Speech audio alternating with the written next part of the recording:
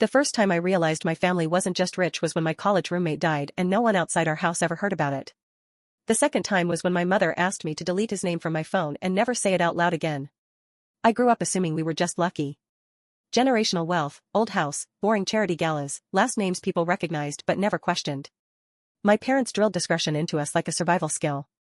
Don't post locations. Don't vent online. Don't argue with people who can afford to wait you out. I thought it was paranoia. Then my roommate overdosed our junior year. He'd been partying with people connected to my older brother, people my parents had warned me about in vague terms. Campus police ruled it accidental within hours. No investigation. No toxicology questions. His parents wanted answers, and my mom told me to block them.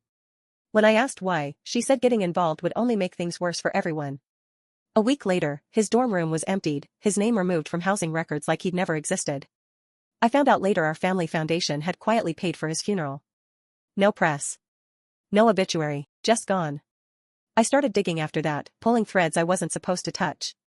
That's when I found the folder on our shared family drive labeled containment, and inside it was a list of names I recognized, including mine. The folder wasn't hidden, which almost made it worse. It sat there like an open secret, full of scanned documents, legal memos, and timelines tracking incidents and resolutions. Every entry followed the same pattern: a problem emerged, pressure points were identified, and an outcome was achieved. Lawsuits withdrawn. Witnesses recanted. Stories reframed.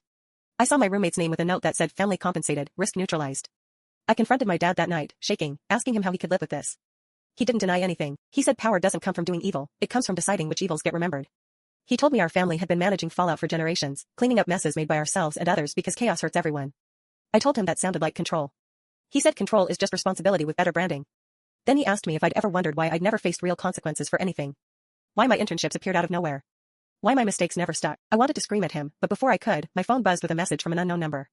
It was a photo of me leaving my therapist's office earlier that day, taken from across the street. The caption read, "This is what containment looks like." I panicked and demanded answers. My dad took my phone and powered it off like this was routine. He said the message wasn't a threat, it was a reminder. He told me every member of the family gets a choice eventually: participate, or be protected until you prove you can't be trusted. I asked what happened to people who chose neither. He said they drifted. Their lives got harder.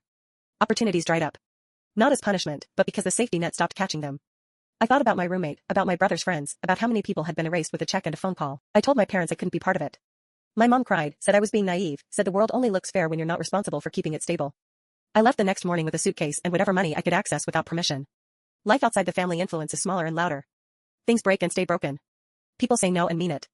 I don't know if I made the right choice. I still get messages sometimes, subtle reminders that I could come back, that the door isn't closed, but I've seen what happens behind it, and I don't want my name in another folder marked resolved.